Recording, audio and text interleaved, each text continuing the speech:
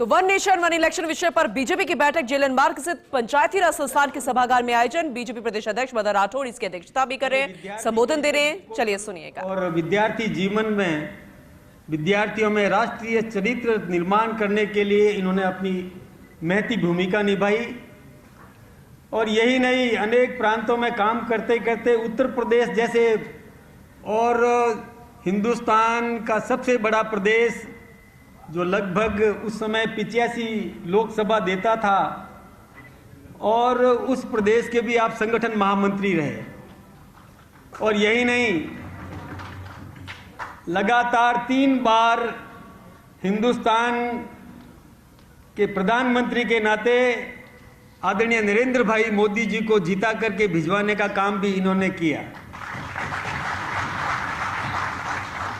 संगठन किस प्रकार से समृद्ध किया जा सकता है, मजबूत किया जा सकता है, इस दिशा में इन्होंने अपना संपूर्ण जीवन लगा दिया, योगदान दे रहे हैं।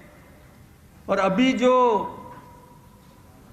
वन नेशन वन इलेक्शन की धारणा इस समाज में पैदा करने का काम, एक जागृति अभियान चलाने का काम इन्होंने जो बीड़ा उठाया, देश के विभिन्न क्षेत्रों में जाकर के, और एक भूमिका बनाना, एक वातावरण बनाना, एक धारणा तैयार करना, व्यापक जागरूकता पैदा करना, इस दिशा में आप अपना योगदान दे रहे हैं। और हमारा सौभाग्य है कि आज हमें इनसे मार्गदर्शन प्राप्त होगा। और दूसरे सुनील जी भार्गव, ये भी बहुत पुराने कार्यकर्ता हैं अपने। और जब मैंने भाई साहब, मैंने जब ओटीसी किया था प्रथम वर्ष, मैंने 1968 में किया था, आदर्श विद्या मंदिर में, यहाँ पर मैंने ओटीसी किया। उस समय ये राजस्थान यूनिवर्सिटी के प्रेसिडेंट बन गए। तो बहुत अनुभवी पुराने कार्यकर्ता हैं। शायद कालीचरण जी आपसे पहले थे क्या? आपसे पहले कालीचरण जी, विमल जी अग्रवाल, पहले विमल जी, विमल चौधरी, सही कह रहे हैं, अग्रवाल ये है ना, इसलिए याद आ जाते हैं हमारे विमल जी अग्रवाल। विमल जी चौधरी, फिर कालीचरण जी सराफ, फिर सुनील जी भार्गव, फिर राजेंद्र जी राठौड़, है ना। ये विद्यार्थी जीवन में इन्होंने भी बहुत अच्छे अच्छे आयाम स्थापित किए और तब से अनुभवी भी हैं। और इनको बागडोर दी है राजस्थान में इस प्रकार का जागृति अभियान चलाने के लिए। तो ये भी और कई कार्यक्रम इन्होंने पहले भी किए, और आज इतनी बड़ी संख्या में यहाँ विराजमान है। आप सब यहाँ विराजमान हमारे भारतीय जनता पार्टी के जिला अध्यक्ष अमित जी, और हमारी पार्टी के समस्त पदाधिकारी गण, चाहे मोतीलाल जी, मुकेश जी, और आदरणीय अपने अपने SS अग्रवाल साहब, बोरा साहब, और यहाँ जैसे तो नाम ले तो नार सिंह जी जोधा, और सभी यहाँ विराजमान हैं, सभी जनप्रतिनिधिगण, कार्यकर्ता बंधुओं बहनों। वैसे विषय को मैं तोड़ूंगा नहीं। आदरणीय सुनील जी ने जो शुरू में आपसे हाथ खड़े करवा दिए, इससे लगता है कि आप सब पहले से ही पारंगत है, इस विषय के बारे में सारी जानकारी आप रखते हैं, और आप सब चाहते हैं कि देश समृद्ध बने, व्यर्थ के खर्चे मिटे, और एक साथ एक समय में चुनाव हो जाए, उसके बाद सब विकास में लगे। जनप्रतिनिधि बहाना बनाने का मौका किसी को मिले नहीं, और सब एक मुखी होकर के इस देश के सर्वांगीण विकास में अपनी भूमिका निभाए। और इसके लिए इसकी आवश्यकता को महसूस किया गया, और इस विषय पर आदरणीय सुनील जी बंसल साहब विस्तार से अपने विचार रखेंगे। हालांकि जॉइंट पार्लियामेंट्री कमेटी के सामने ये बिल रखा गया है, क्योंकि 17 दिसंबर 2024 को ये लोकसभा में पेश कर दिया गया था, और उसके बाद में जेपीसी बना दी गई थी सभी दलों के अनुपातिक हिसाब से सदस्यों को लेकर के, और जेपीसी का निर्माण किया गया। उसके सामने ये विषय विचाराधीन है। और अभी ये अभियान इसीलिए चलाया जा रहा है कि आप सब जब जागरूक हैं और सब जानकार हैं, तो विभिन्न प्रकल्पों से एक प्रस्ताव भिजवाने का काम हम सबको करना है। चाहे कोई यूनिवर्सिटी में जाकर के ये प्रस्ताव भिजवाए, चाहे कोई कॉलेज में जाकर के प्रस्ताव भिजवाए, चाहे किसी भी संस्था के माध्यम से प्रस्ताव भिजवाए, और जेपीसी के सामने ये प्रस्ताव जाने चाहिए ताकि ज्वाइंट पार्लियामेंट्री कमेटी उन प्रस्तावों को सन्निहित करते हुए और लोकसभा में जो विचार रखना है वो रख दे, ये बिल पारित हो जाए। और बिल पारित हो जाए तो निश्चित रूप से आप सबके मन के भाव हैं कि 1 नेशन 1 इलेक्शन होना चाहिए, एक बार में चुनाव होकर के और फिर सबको विकास के इस और अभियान में लगना चाहिए।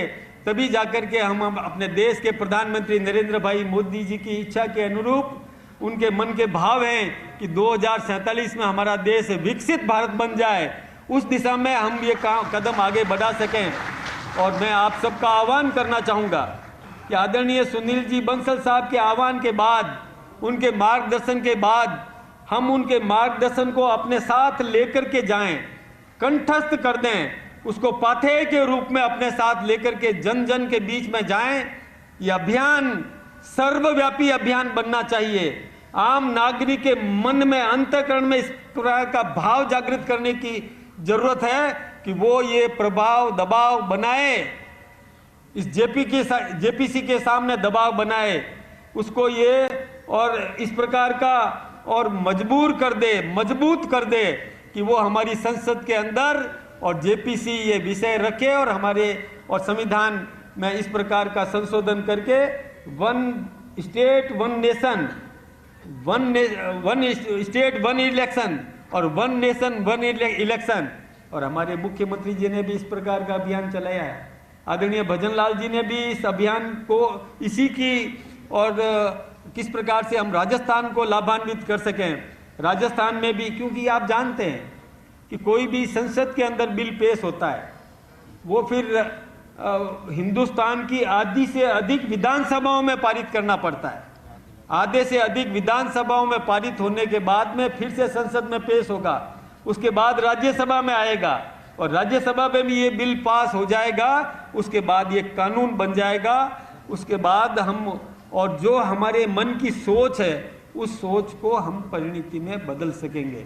इसके लिए आप ध्यानपूर्वक आदरणीय सुनील जी बंसल साहब का जो हमें मार्गदर्शन मिलने वाला है उसको समझ करके और हमें व्यापक दृष्टिकोण से, व्यापकता के साथ इसको और गुणित अनुपात में लेते हुए हम जनता के बीच में जाएं, तभी जाकर के और हम अपने मन के भावों को सार्थक कर सकेंगे। आप सब यहाँ पर पधारे और जागरूक नागरिक हैं आप। केवल हम एक विषय को लेकर के ही नहीं, लेकिन गुणित अनुपात में हम जनता के बीच में जाएं, धारणा पैदा करें और इस अभियान को सफल करें। आप सबका बहुत बहुत अभिनंदन, बहुत बहुत धन्यवाद। धन्यवाद मदन जी भाई साहब। हमारा देश उन्नत और आर्थिक कैसे मजबूत हो, मदन जी भाई साहब ने बताया। अब जिनका अपन लंबे समय से, वर्षों में अपन ने सबने उनके साथ काम किया और काफ़ी कुछ उनसे हमको सीखने को मिला। और सबसे बड़ी बात है कि मदन जी भाई साहब ने बताया कि विचारधारा और विचार को उस समय जिंदा रखना, जब 2 कटोरी दाल की होती थी और खाने वाले 10 होते थे, और उसमें भी सहजता से सुनील जी सबको खिलाते थे। और वो आया हुआ स्कूटर स्वस्थ तरीके से हो, यह लोकतंत्र का एक बेस है, एक आधारशिला है। अगर लोकतंत्र को जीवित रखना है तो चुनाव की प्रक्रिया एक निष्पक्ष तरीके से अगर चलती रहेगी तभी उस देश के अंदर लोकतंत्र, डेमोक्रेसी रहता है। भारत जैसे देश में अगर हम अनुभव करते हैं तो इतना बड़ा देश है, उस देश में कंटिन्यू लगातार निष्पक्ष चुनाव कराते रहना, ये हमारे लिए इस देश में एक बहुत बड़ा चैलेंज उभर करके आया है। देश की स्वाधीनता के समय अगर हम देखते हैं तो 17 करोड़ वोटर भारत के अंदर थे। आज इस 2024 का भी जो लोकसभा का चुनाव हुआ है, इस चुनाव में 96 करोड़ वोटर भारत में हैं। यानी 17 करोड़ से लेकर 96 करोड़ वोटर, और इतनी बड़े चुनाव के आयोजन को लेकर हर बार देश के अंदर हम सब जानते भी, जब भी चुनाव होता है तो जीतते हैं तो अलग कारण से, हारते हैं तो कहते हैं ईवीएम ने हरा दिया, उसके कारण से हो गया। एक डिबेट, एक बहस चुनाव की प्रक्रिया पर चलती रहती है। इसलिए जो भी माननीय सुनील जी ने कहा कि समय समय पर चुनाव की व्यवस्थाएं हो, चाहे कानून की व्यवस्था हो, चाहे प्रशासन की व्यवस्था हो या शिक्षा की व्यवस्था हो, देश को चलाने के लिए जिस प्रकार की व्यवस्थाओं का निर्माण हमने किया, जो व्यवस्थाएं हमने बनाई, उन सभी व्यवस्थाओं में हम समय समय पर बदलाव और सुधार करते रहे हैं। चुनाव की व्यवस्था में भी बहुत सुधार हुए हैं। 18 वर्ष के युवा मतदाताओं से लेकर बैलेट से वोट डालने से लेकर ईवीएम के वोट डालने तक प्रशासनिक व्यवस्थाओं में भी सुधार हुए हैं। कानून की व्यवस्था में अभी हमने देखा है कि 3 नए क्रिमिनल लॉ देश के अंदर बदल दिए गए, नए लॉ आए हैं। इस पूरी बदलती दुनिया में, बदलते समय में, समय की आवश्यकता के अनुसार, देश की आवश्यकता के अनुसार, साथ साथ ही इस देश के 140 करोड़ की जनाकांक्षाएं क्या हैं, उनको ध्यान में रख करके हम समय समय पर अपनी व्यवस्थाओं में बदलाव करते हैं। और अभी हमने देखा भी नई एजुकेशन पॉलिसी भी लेकर आए। कितने प्रकार के बार बार शिक्षा के अंदर हमने क्यों बदलाव किए? क्योंकि हमको लगता है कि वर्तमान समय के हिसाब से अगर देश को आगे लेकर जाना है तो उसके लिए एक अनुकूल व्यवस्था इस देश को बनानी पड़ेगी। और हम समय समय पर अपनी व्यवस्थाओं में बदलाव करते आए हैं। चुनाव सुधारों की भी एक बहस लंबे समय से देश के अंदर चल रही है। पहली बार इस देश को चुनाव क्या होते हैं इसका एहसास भी एक व्यक्ति, टीएन शेषन ने कराया। कोड ऑफ कंडक्ट क्या होता है, मॉडल कोड ऑफ कंडक्ट क्या है, यानी पहली बार टीएन शेषन ने देश को चुनाव कैसे होगा इस बात का एहसास कराने का काम भी टीएन शेषन ने किया। अगर आज हम देखें अपने देश के अंदर